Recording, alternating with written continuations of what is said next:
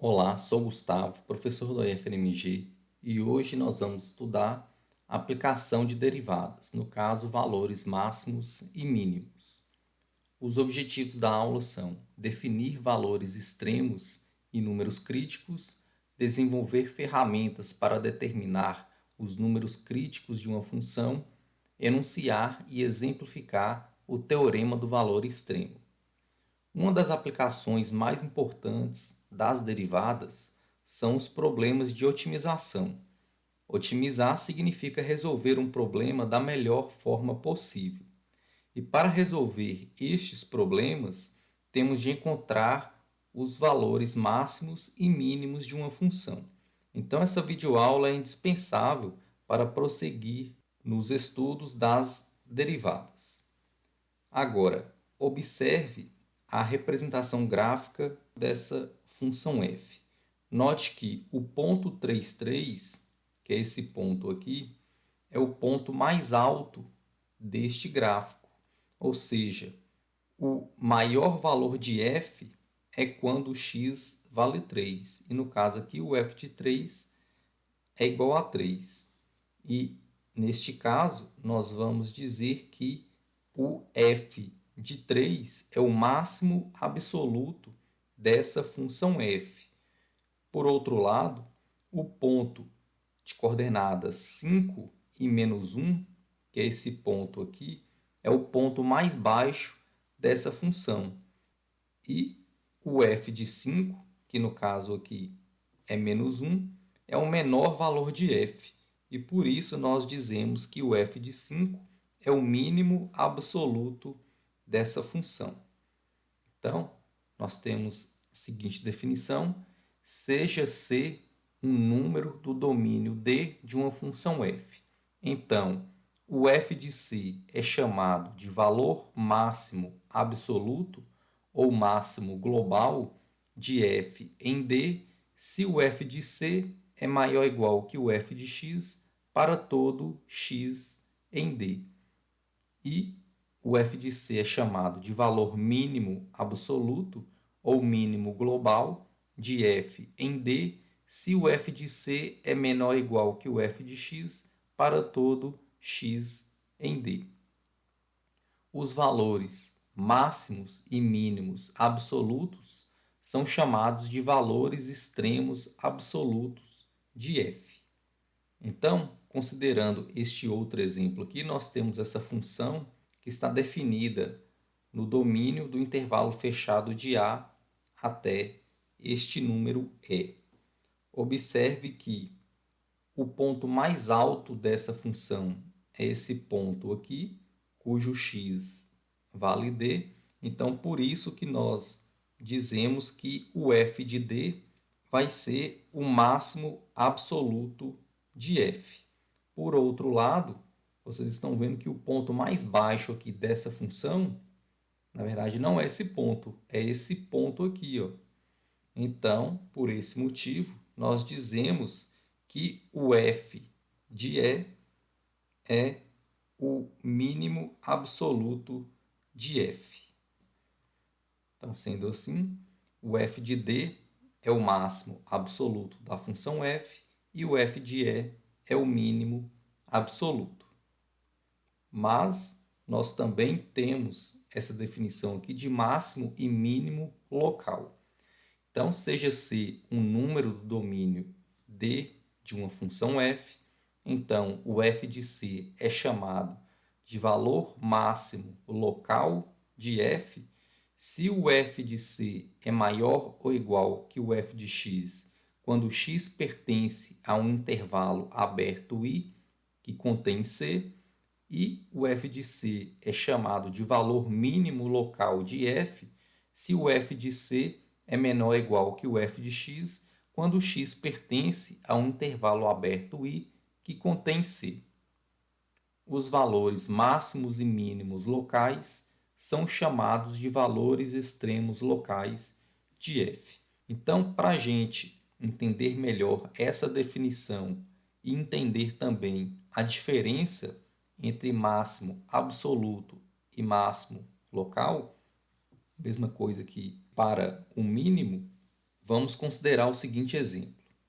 Então, analisando novamente aqui o gráfico dessa função, nós já havíamos concluído que o f de d é máximo absoluto e o f de e é mínimo absoluto.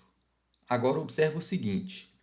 Vamos analisar esse ponto aqui, cuja coordenada x vale esse número b.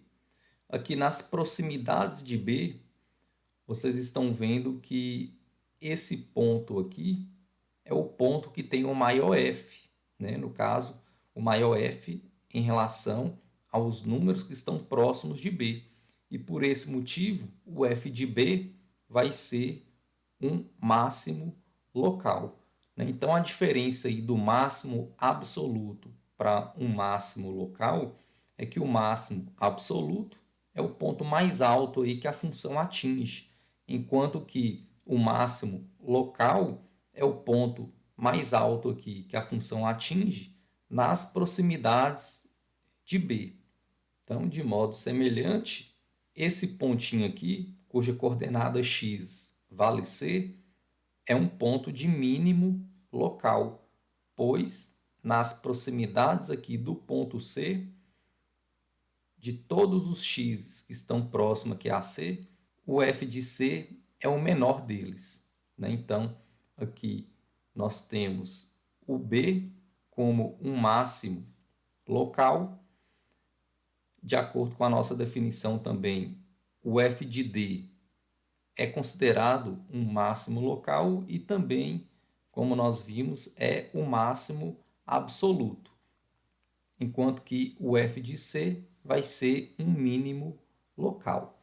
Note que esse A aqui, o f de A, na verdade, não pode ser considerado um máximo ou mínimo local, né? Pois na nossa definição, para que um ponto aí seja máximo ou mínimo local, tem que existir um intervalo aberto que contenha esse número A, mas de forma que esse intervalo esteja contido no domínio da função em questão, né? E note que qualquer intervalo aberto que contém esse ponto A cai fora do domínio dessa função, né? Pois o domínio de f, aqui no caso, é um intervalo fechado de A até E. Né? Então, qualquer intervalo aberto que contém esse ponto A, né? Consequentemente, eu vou ter algum pedaço desse intervalo aqui à esquerda desse número A e, portanto, de acordo com a definição, o A não pode ser considerado nem ponto de máximo nem ponto de mínimo. A mesma coisa acontece aqui com este número E.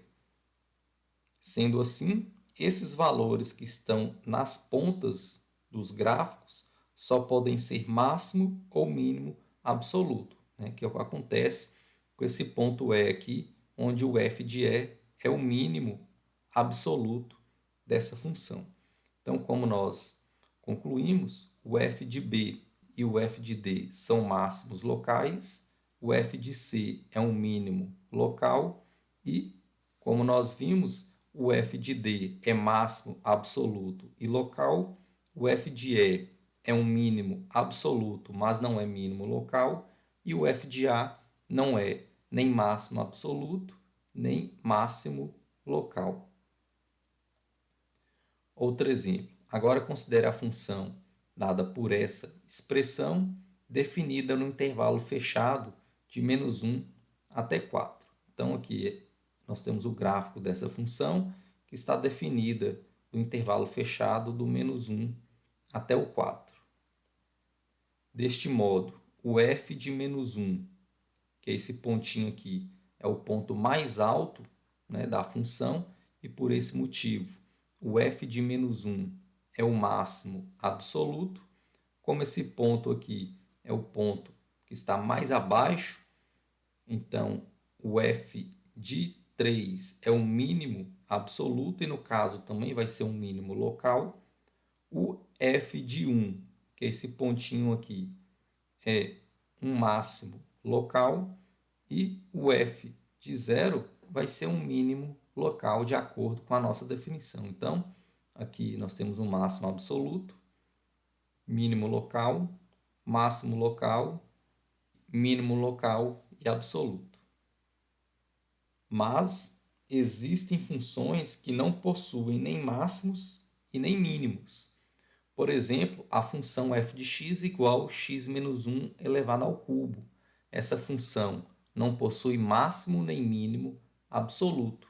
Também não possui máximo nem mínimo local. Então, dá para a gente concluir isso observando o gráfico da função. Então, aqui eu fiz o gráfico dessa função e note que essa função não tem nem máximo e nem mínimo. Observação: nos pontos de máximo e mínimo local, as retas tangentes são horizontais, ou seja, possuem inclinação zero, e isso significa que a derivada nesses pontos são iguais a zero, que é o que a gente percebe com aquele exemplo que nós já havíamos discutido. Então, todos esses pontos aqui são pontos de máximo. No caso, esses dois aqui são pontos de máximo e esse aqui é um ponto de mínimo. E se a gente calcular a reta tangente à função que passa por esses pontos aqui, todas essas retas tangentes vão ser retas horizontais, ou seja, possuem inclinação zero. Sendo assim, nós temos esse seguinte teorema, que é devido Fermat: se f tiver máximo ou mínimo local em C, e se a derivada de f aplicada em C existir, então, obrigatoriamente, a derivada deve ser zero, né? Que foi o que a gente discutiu aqui. Nós sabemos que esses dois pontos são de máximo e esse ponto é de mínimo, então o teorema nos diz que essas derivadas nesses pontos aqui são iguais a zero, que é o que dá para a gente perceber traçando aqui a reta tangente que possui inclinação zero. Mas, se existe um número C do domínio de f, tal que a derivada dá zero, ou que a derivada não existe, isso não significa que a função possui máximo ou mínimo local neste ponto C, ou seja, a recíproca do teorema anterior é falsa. Por exemplo, como nós vimos, essa função aqui, f de x igual a x menos 1 elevado ao cubo, ela não possui nem máximo nem mínimo local. Mas, se a gente calcular aqui a derivada dessa função, aplicando a regra da cadeia, vai ficar 3x menos 1 ao quadrado vezes a derivada de x menos 1, que é igual a 1. Então, a derivada dessa função é dada por essa expressão. E note que se eu substituo o x pelo 1, essa derivada aqui vai dar zero, né? Então, se a derivada em um ponto existir e for igual a zero, isso não significa que essa função vai ter máximo ou mínimo neste valor de x aqui. Então, o teorema 1 sugere que começamos a procurar os valores extremos, ou seja, os máximos e mínimos, de uma função f fazendo a derivada em um determinado número c igual a zero, ou onde essa derivada aqui não existe. Mas, como nós vimos nesse exemplo acima, também podemos obter outros números, que são chamados de números de inflexão ou pontos de inflexão, onde esses pontos são pontos sobre a curva na qual a curva muda de côncava para cima, para côncava para baixo ou vice-versa. Esses pontos de máximo local, mínimo local e os pontos de inflexão são chamados de números críticos. Sendo assim, nós temos a seguinte definição: se C for um número do domínio de f e se a derivada de f aplicada em C for zero, ou essa derivada não existe, o número C é chamado de número crítico de f. Então, número crítico engloba máximo, mínimo e pontos de inflexão. Então, para a gente entender melhor essas definições aí, vamos considerar o seguinte exemplo. Encontre os números críticos da função f de x igual x elevado a 3 sobre 5, que multiplica 4 menos x. Então, se a questão pede para determinar os números críticos, a gente tem que calcular inicialmente a derivada de f. Então, como aqui nós temos um produto, nós devemos aplicar a regra do produto. A derivada de x elevado a 3 sobre 5 vai ficar 3 sobre 5, que multiplica x elevado a 3 sobre 5 menos 1. E 3 sobre 5 menos 1 é menos 2 quintos. Então, essa expressão é a derivada do primeiro, que multiplica por 4 menos x, mais o primeiro vezes a derivada do segundo. Como o segundo é 4 menos x, a derivada de 4 menos x é igual a menos 1. Então, por isso que aqui vai aparecer esse sinal de menos. Então, o que eu fiz daqui para aqui foi somente organizar melhor aqui essa expressão. Como o expoente aqui é negativo, eu inverti, né? E multipliquei o 3 pelo 4 menos x, escrevi aqui em cima, e aqui embaixo vai ficar 5 vezes o x elevado a 2 quintos menos x elevado a 3 quintos. Agora o que eu fiz aqui foi tirar o mínimo, né? Aqui é x elevado a 3 sobre 5 dividido por 1. Multipliquei esses dois, deu 5x elevado a 2 quintos, né? Eu peguei esse termo, dividi embaixo, multipliquei em cima, deu isso. Peguei esse termo, dividi aqui embaixo, que é 1, dá o próprio 5x elevado a 2 sobre 5, e multipliquei por essa expressão, que vai dar 5x. Se aqui é menos, aqui eu repeti o sinal de menos. Fiz essa multiplicação, aqui vai ficar, ó, 3 vezes 4 é 12, 3 vezes menos x é menos 3x, menos 5x, que é igual a menos 8x. Então, como eu já encontrei a derivada dessa função f, para a gente determinar os números críticos, a gente tem que determinar os valores de x que zeram a derivada ou que fazem a derivada não existir. Então, igualando aqui a derivada a zero, essa expressão daqui de cima deve ser igual a zero. Então, 12 menos 8x igual a zero. O menos 8, vou passar para o outro lado, mais 8. Então, vou obter 8x igual a 12. Então, x vai ser 12 dividido por 8, que simplificando vai dar 3 sobre 2. E essa derivada não vai existir quando nós tivermos uma divisão por zero, ou seja, quando x é igual a zero. Portanto, os pontos críticos dessa função são x igual a zero e x igual a 3 sobre 2. Mas, fazendo esses cálculos aqui, nós ainda não conseguimos concluir se esses pontos críticos são pontos de máximo, pontos de mínimo ou pontos de inflexão, né? Então, até então, nós só conseguimos fazer essa conclusão analisando o gráfico da função, né? Então, aqui nós temos o gráfico da função em questão, né? Aqui nós temos o zero, aqui nós temos o 3 sobre 2, e de acordo com esse gráfico, o zero vai ser um ponto de inflexão, pois aqui vocês estão vendo que a curva tem uma concavidade para cima, a partir do zero tem uma concavidade para baixo, né? Então, o zero vai ser um ponto de inflexão, e aqui em 3 sobre 2 nós vamos ter um ponto de máximo.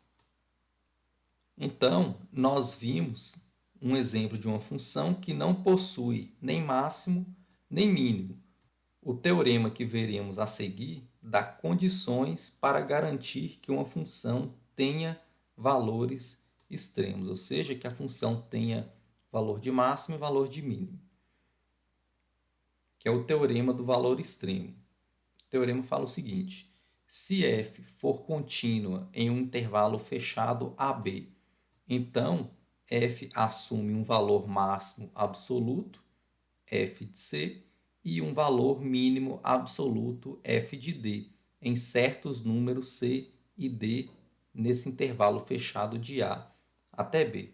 Então, para que a função tenha valor máximo absoluto e mínimo absoluto, ela tem que ser uma função contínua e tem que estar definida em um intervalo fechado. Então, aqui nós temos o exemplo de duas funções. A primeira delas só possui mínimo absoluto em f de b, mas não possui máximo absoluto, né? O teorema não se aplica nessa situação, pois f não é contínua nesse intervalo fechado de a até b, né? Ela, no caso, não é contínua nesse valor aqui.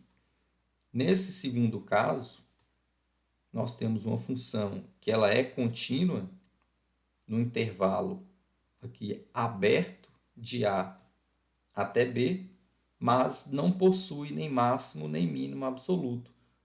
Então, vocês estão vendo que essa função ela é contínua, mas está definida em um intervalo aberto.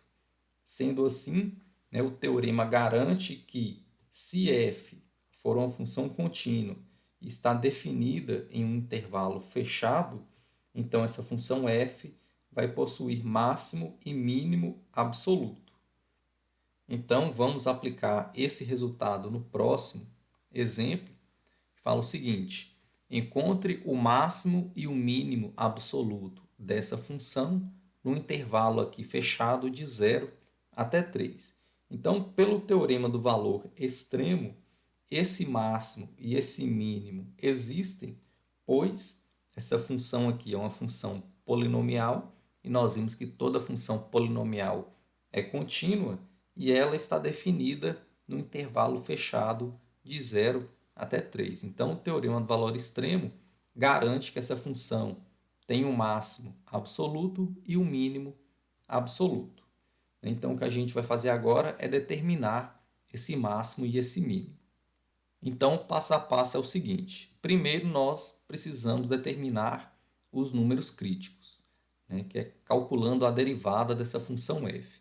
Então, a derivada de f vai ser 3x² menos 3, e para determinar os números críticos, nós igualamos a derivada a zero e verificamos onde a derivada não existe. Nesse caso aqui, a derivada está definida para todo x real, né? Então, o que a gente vai fazer é só analisar onde a derivada é zero. Então, a derivada, como nós vimos, é 3x² menos 3, igualando a zero aqui. Eu vou passar esse 3 que está negativo para o outro lado positivo. Então, 3x² é igual a 3. Dividindo os dois lados por 3, nós vamos obter x² igual a 1. E quais são os valores de x que, elevados a 2, resulta o 1? Pode ser x menos 1 ou x igual a 1. Mas como essa função está definida no intervalo de 0 até 3, nós vamos desconsiderar essa possibilidade aqui para o x, porque cai fora do intervalo. Note que x igual a menos 1 não pertence ao intervalo considerado. Por esse motivo, nós vamos desconsiderar este valor. Então, o único número crítico dessa função no intervalo de 0 até 3 é x igual a 1. Agora, para determinar o máximo absoluto e o mínimo absoluto, a gente vai fazer o f desse número crítico e o f desses extremos aqui do intervalo. O maior entre esses f's, a gente vai garantir que é o máximo absoluto, e o menor entre esses f's é o mínimo absoluto. Então, fazendo o f de 1, substituindo o 1 nessa função aqui, nós vamos obter menos 1. Substituindo esse primeiro extremo, que é o 0, o f de 0 vale 1. E o f de 3, que é esse segundo extremo aqui, vai dar 19. Então, daqui, nós podemos concluir que o f de 3 é o máximo absoluto e o f de 1 é o mínimo absoluto. Nós conseguimos visualizar essa conclusão com o gráfico dessa função. Nós sabemos que o gráfico dessa função vai ser uma coisa desse tipo aqui, um intervalo fechado de 0 até 3, e Note que o f de 1 realmente vai ser o mínimo absoluto e o f de 3 o máximo absoluto. E com isso a gente finaliza a aula.